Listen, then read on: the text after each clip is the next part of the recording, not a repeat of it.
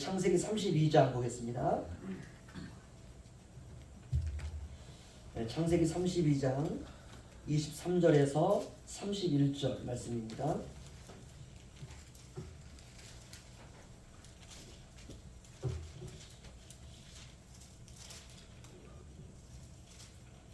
창세기 32장 23절에서 31절 저와 함께 교도하겠습니다. 그들을 인도하여 시내를 건너가게 하며 그의 소유도 건너가게 하고 야곱은 물러나왔더니 어떤 사람이 에서도록 야곱과 시험을 만나다 자기가 야곱을 이기지 못함을 보고 그가 야곱의 허벅지 관절을 치매 야곱의 허벅지 관절이 그 사람과 씨름할 때에 어긋났더라. 그가 이르되 나의 세자니 나로 가게 하라. 야곱이 이르되 당신이 내게 축복하지 아니하면 가게 하지 아니하겠나이다. 그 사람이 그에게 이르되 내 이름이 무엇이냐. 그가 이르되 야곱이니이다. 그가 이르되 내 이름이 말씀하시는 야곱이라 부르지 아니요 이스라엘이라 부를 것이니 이는 내가 하나님과 및 사람들과 겨루어 먹겠습니다.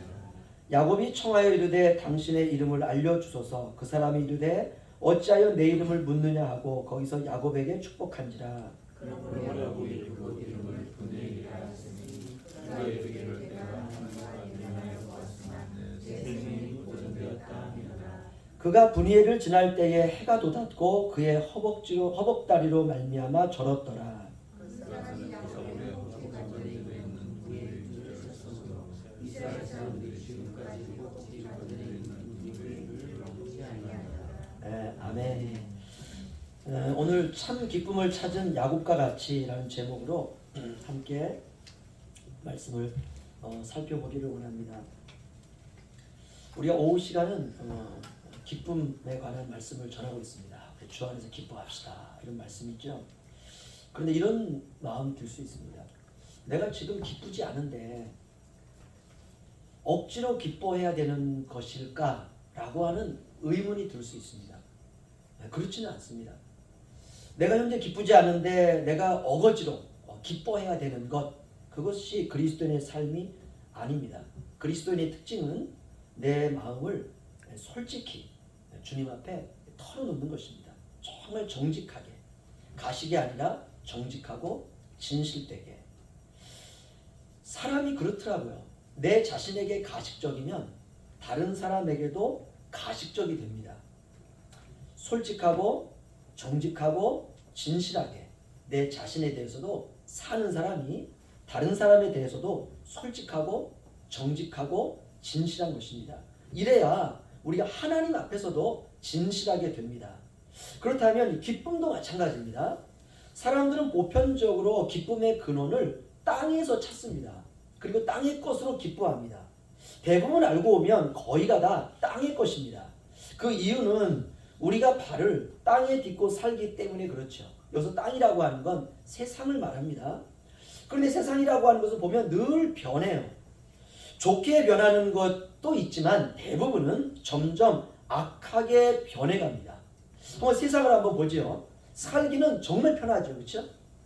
사람들은 가급적 편하게 살기를 원하고 모든 제품을 만들어내는 기업들도 사람들이 가급적 편하게 살고 싶은 마음이 있기 때문에 모든 제품과 모든 기반 시설과 모든 사회 인프라를 사람들에게 편리함이라고 하는 목적을 가지고 사람들에게 제공을 합니다. 아파트를 짓든지 건물을 짓든지 무엇을 건설하든지 편리함을 추구합니다. 울릉도에도 아파트가 이제 들어선다고 하는데 저는 최첨단 아파트가 들어설 것 같아요. 왜냐하면 요즘 기술이 그렇기 때문에 그렇습니다. 그렇지 않은 사람들이 소비하지 않습니다. 간편해야 돼요. 편리해야 돼요. 하지만 그 속 사정은 어떤가?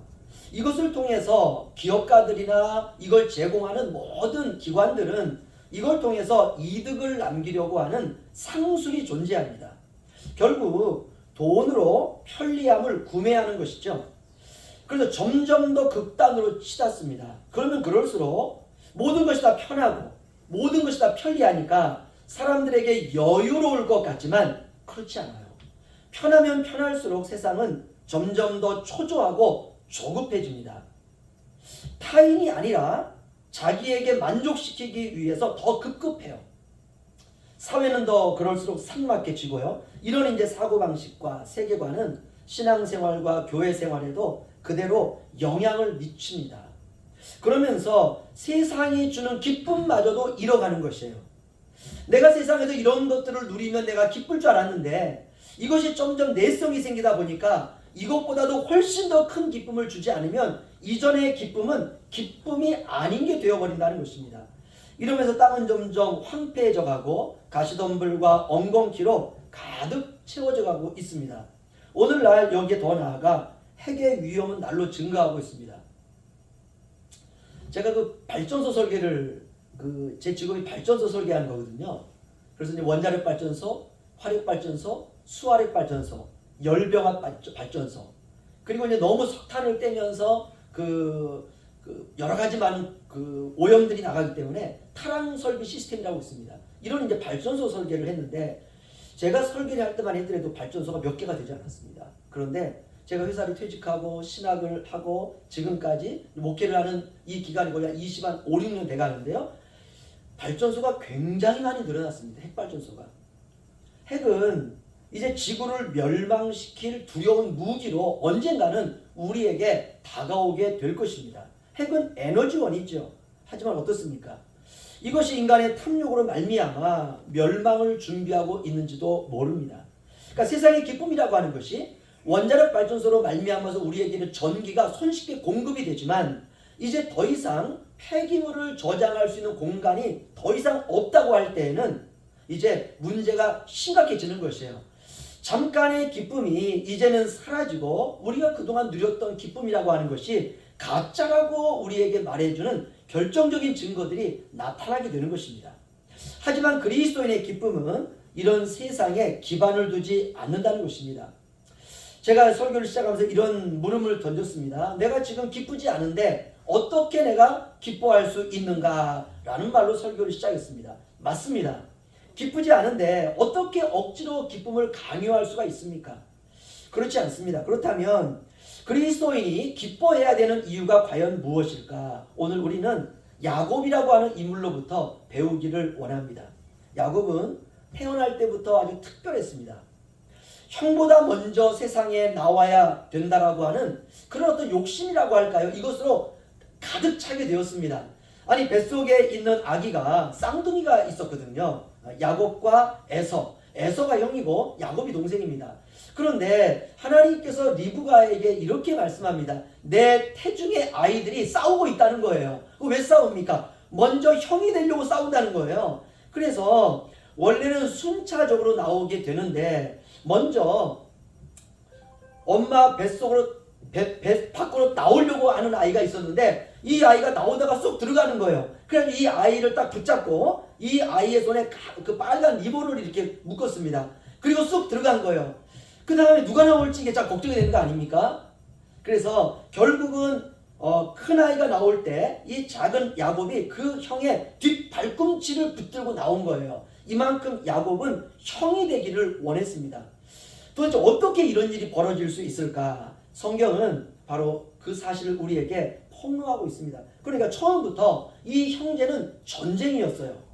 어떻게든 형이 가진 것을 빼앗아야 된다라고 하는 것이 이 야곱의 목적이었습니다. 바로 이것을 부추긴 것이 바로 리브가였습니다. 이것이 바로 한 가정이 풍지박산 나게 되는 그런 원인이 되었는데요. 아무튼 야곱은 형이 받아야 될 장자의 축복을 팥죽 한 그릇으로 결국은 가로채고 맙니다.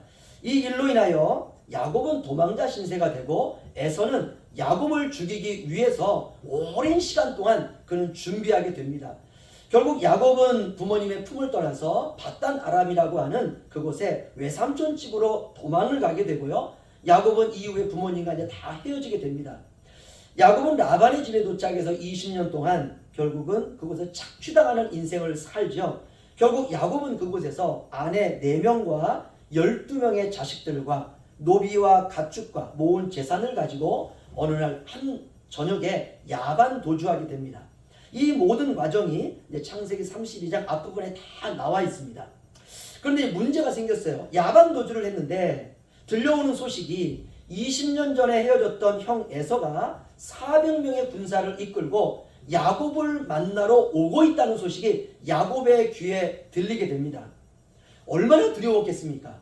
살려고 외삼촌 집을 떠나서 형을 도망하여서 야반도주했는데 20년이 지난 이후에 형 에서가 400명의 군사를 이끌고 야곱이 오는 길목으로 오고 있다는 것입니다. 야곱은 살기 위해서 그동안 자신이 얼마나 사기치고 살았는지 실력을 발휘하게 됩니다. 모든 재산과 가죽과 가축과 자녀들과 아내들을 몇 대로 나누어서 강 건너로 보냅니다. 왜냐하면 에서가 이제 자기 앞에 오고 있는 가축들을 보면서 이게 무엇이냐 그럴 때 당신의 동생 야곱이 보낸 선물입니다. 이렇게 그 앞에 몇 부대를 이렇게 보내는 거예요. 그러면서 에서의 마음을 좀 더 누그러뜨려서 야곱을 용서해 줄 마음이 들도록 야곱이 머리를 쓴 것입니다. 하지만 에서가 야곱을 죽일 수도 있지 않습니까? 그러면 야곱은 결국 죽은 것이나 다름이 없습니다. 그때까지는 일단은 살아있는 거죠. 그럼에도 불구하고 불안하고 두렵습니다. 인생의 밤이 찾아옵니다. 이제 모든 아내와 자식과 재산과 종들을 다 야복강을 건너서 다 보내고 난 다음에 야곱 혼자 남았습니다. 그런데 한 밤에 한 사람이 야곱을 찾아옵니다. 그리고 야곱과 씨름을 하는데 이 씨름이 끝나질 않는 거예요. 밤이 새도록 싸우는데 끝나질 않습니다. 이제 둘 다 지치지 않겠습니까?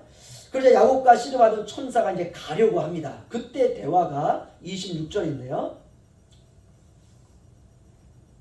26절 우리 다 함께 읽겠습니다. 시작. 그가 가로되 날이 세려하니 나로 가게 하라. 야곱이 이르되 당신이 내게 축복하지 아니하면 가게 하지 아니하겠나이다. 아멘. 야곱이 낯선 사람에게 이렇게 구합니다. 당신이 내게 축복하지 아니하면 당신을 가게 하지 않겠습니다. 이 말이 뭡니까? 나에게 축복 주지 않으면 당신 절대로 놓아줄 수 없다 이 말입니다. 축복해달라는 거죠. 그러면 여기서 무슨 축복을 해달라는 거죠? 과연 야곱이 구하는 복이 무엇일까? 오늘 본문에서 낯선 사람은 하나님이다 라고 하는 걸 알 수 있습니다. 그리고 그 하나님과 씨름했다 라고 하는 것은 하나님께 매달려서 기도했다라는 말이죠. 어떻게 해석하든 좋습니다. 그러면 야곱이 구하는 축복은 과연 무엇일까? 저는 몇 가지를 생각해 봤습니다. 첫 번째, 돈일까? 그건 아니라는 거예요. 야곱은 돈이 많습니다. 외삼촌 집에서 그가 모은 재산은 어마어마하게 많습니다. 그럼 어떻게 알 수가 있느냐? 12절로 15절을 보시면요. 12절로 15절 제가 읽어드리겠습니다.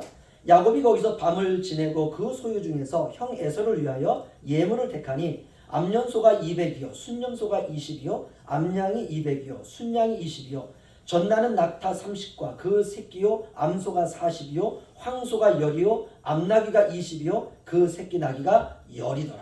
그러니까 야곱은 돈이 필요한 게 아니에요. 엄청난 부자입니다.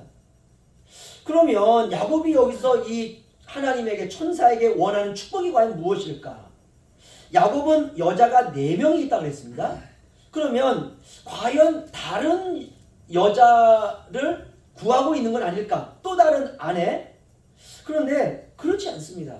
왜냐하면 그에게는 자녀가 11명과 딸 하나와 4명의 아내가 있습니다. 그러니까 돈도 아니고 그렇다고 그가 여자도 아니고 그렇다고 다른 많은 우리가 생각할 수 있는 그런 물질적인 것이 아니라고 하는 것을 알 수가 있습니다. 22절에 보시면요. 밤에 일어나 2 아내와 2 여종과 11 아들을 인도하여 야복 나루를 건널세. 그러니까 야곱이 원하는 것은 또 자녀의 복도 아니었습니다. 11명이 있는데 거기 딸 하나까지 더 있는데 여기서 더 이상 구할 수 있는 자녀도 그렇게 필요치 않은 것입니다. 그럼 도대체 야곱이 하나님께 구한 축복이 과연 무엇일까? 내가 가지고 있는 것이 이만큼인데 있는 것에 더 많은 것을 주옵소서. 그것도 아니라는 것이에요. 우리는 어떻습니까? 우리가 구하고 있는 대부분의 복이 현실의 복들 아닙니까? 내가 지금 이만큼 있는데 하나님 더 주세요. 그 야곱은 그건 아닙니다. 야곱의 이 질문에 대하여 나를 축복해 주옵소서. 그리하지 아니하면 내가 당신을 놓아줄 수가 없습니다. 라고 할 축복을 구하는 이 야곱에게 하나님께서 이렇게 말씀하십니다. 27절로 28절 우리 함께 읽겠습니다. 시작. 그 사람이 그에게 이르되 내 이름이 무엇이냐? 그가 이르되 야곱이니이다. 그가 이르되 내 이름을 다시는 야곱이라 부를 것이 아니요 이스라엘이라 부를 것이니 이는 내가 하나님과 및 사람들과 겨루어 이기었음이니라. 아멘. 축복을 구하는 야곱에게 하나님께서 무엇을 묻냐 하면 내 이름이 무엇이냐라고 묻습니다. 그러자 야곱이 제 이름이 야곱입니다 이렇게 말합니다. 참 이 이름은 부끄러운 이름입니다. 형의 발 뒤꿈치를 붙잡고 나온 사람이라는 뜻이거든요. 형이 축복받는 것은 도무지 견딜 수가 없는 거예요. 장자의 축복을 가로챈 사람입니다 이 말이에요. 제 이름이 야곱입니다. 저는 형의 발 뒤꿈치를 잡고 나온 사람입니다. 저는 장자의 축복을 가로챈 사람입니다. 저는 형의 축복받는 것은 도저히 저는 참을 수 없는 그런 사람입니다. 한마디로 말하면 저는 사기꾼입니다 이 말이거든요. 제 이름이 야곱입니다. 그러자 하나님께서 그 야곱의 이름을 바꾸어 주세요. 그가 이르되 내 이름을 다시는 야곱이라 부를 것이 아니요 이스라엘이라 부를 것이니 이는 내가 하나님과 및 사람들과 겨루어 이기었음이니라. 아멘. 그리고 야곱이 하나님께 질문합니다. 그게 29절이에요. 야곱이 청하여 이르되 당신의 이름을 알려주소서. 그 사람이 이르되 어찌하여 내 이름을 묻느냐 하고 거기서 야곱에게 축복한지라. 네, 결론이 났습니다. 야곱은 축복해 달라고 기도했어요. 하나님은 야곱을 축복해 주셨다라고 말하고 있습니다. 그렇다면 무엇을 축복했을까? 우리가 세상적인 기대를 가지고 이 본문을 보면 무엇을 축복했는지가 보이지 않습니다. 아무것도 보이지 않아요. 그러나 야곱은 하나님이 자신을 축복해 주셨다는 것을 확실히 알았습니다. 그럼 어떤 축복이냐? 야곱에서 이스라엘로의 변화라는 것이에요. 이게 축복이에요. 새로운 존재가 된 거예요.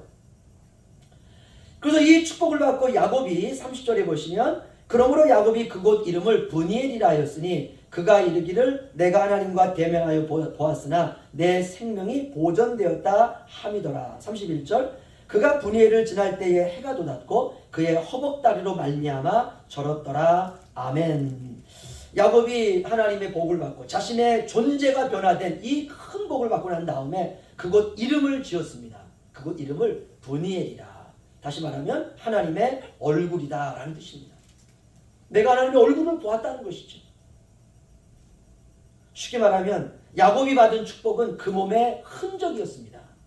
그의 허벅다리로 말미암아 절었더라. 이게 축복이었어요. 축복의 증거, 흔적. 그럼 야곱이 받은 축복이 무엇이냐? 하나님이 나와 함께 하신다라는 흔적이었습니다. 하나님이 나와 함께 하신다. 야곱이 처음 하나님을 만난 자리가 어떤 자리였냐면요. 형의 장자의 명분을 빼앗고 형이 이제 야곱을 죽이려고 하니까 리브가가 그 사랑하는 자신의 아들 그 야곱을 살리기 위해서 야반 도주시키지 않습니까?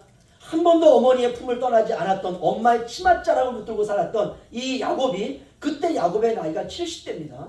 70이 될 때까지 결혼을 안 한 거예요. 70이 될 때까지 어머니의 그 옷자락만 붙잡고 살았던 야곱이에요. 이 야곱이 자기 가정을 떠나서 이제 라반의 집으로 가는데 어디로 가야 될지 모르는 거예요. 이렇게 그가 가다 눈물을 흘리며 가다가 어떤 한 곳에 이르게 됩니다. 거기서 그가 잠을 자는데 꿈에 하나님께서 인자가 사닥다리로 하늘을 오르락 내리락 하는 걸 그가 보지 않습니까? 야, 이곳이야말로 하나님의 전이로다 라고 해서 그곳 이름을 베델이라고 짓지 않습니까? 하나님이 나와 함께 하신다는 것이죠. 엄마 아빠와 사는 가정에서만 하나님이 나와 함께 한다고 생각했는데 한 번도 가정을 떠나지 않았던 그 야곱이 낯선 땅, 낯선 곳에서 밤을 지날 때에 그가 하나님이 이곳에서도 나와 함께 하신다 라고 하는 흔적을 갖게 됐습니다. 그리고 이제 라반의 집에서 20년이 지나서 그가 에서가 자기를 죽이러 온다는 소식을 들을 때, 그러니까 처음의 장면과 마지막 장면이 똑같습니다. 에서는 야곱을 죽이려고 하는 것이에요. 그때 이 브니엘에서 하나님을 만나고 그가 그 하나님을 만난 흔적으로 그의 허벅다리를 쩔뚝쩔뚝 저를 것입니다. 결국 야곱이 하나님으로부터 받은 축복은 내가 너와 함께하리라 라고 하는 축복이었습니다. 야곱보다 먼저 하나님이 앞서 가신다는 흔적이죠. 내가 가야 할 길을 하나님이 먼저 가신다는 흔적입니다. 내 앞길을 예비하시는 하나님, 바로 그 하나님을 야곱이 알게 된 것입니다. 나는 혼자가 아니구나. 그분이 내 앞서 가시는구나. 우리가 신약으로 말하면 예수의 흔적을 가진 것이죠. 십자가의 흔적, 약함이라고 하는 흔적, 내가 약하기 때문에 강하신 하나님이 나를 붙드신다라고 하는 흔적, 이것이 바로 축복이었습니다. 바로 이 복을 알게 된 사람에게서 나오는 것이 바로 기쁨입니다. 야곱이 이 참 기쁨을 찾은 것입니다. 그는 인생의 깊은 밤에 처했지만, 아픈 죽음뿐이었지만, 그가 그 밤을 지난 이후에 하나님과 씨름했던 그곳을 나설 때에 해가 돋았더라 라고 말하고 있습니다. 죽음의 현장에 빛이 솟아난 것이에요. 절망적인 인간에게 내가 복받은 자이구나 라고 하는 인식이 생긴 것입니다. 나는 이제 혼자가 아니다. 나에게 축복이 임했다. 나를 위해 내 앞에 하나님이 가고 계시는구나. 내가 가는 이 길은 그분이 마련해 놓으신 오솔길이구나. 이것이 바로 기쁨이고, 이것이 복음이고, 이것이 축복입니다. 사랑하는 성도 여러분, 우리에게도 그런 약복강의 체험이 있어야 됩니다. 우리의 인생에도 분이엘의 해가 떠올라야 됩니다. 야곱에게 그 체험의 증거가 바로 다리를 쩔뚝쩔뚝거리며 살아가야 했던 십자가의 흔적이었습니다. 이게 행복이었어요. 세상적으로는 저주처럼 보이는 상처였지만 이것이 야곱에게는 영광의 상처였습니다. 아무쪼록 우리가 주님을 만나는 그날까지 저와 여러분에게도 이 십자가의 흔적이 있음을 기억하시며 이 기쁨의 발견이 있는 저와 여러분의 인생이 되시기를 주님의 이름으로 축원합니다. 기도하겠습니다.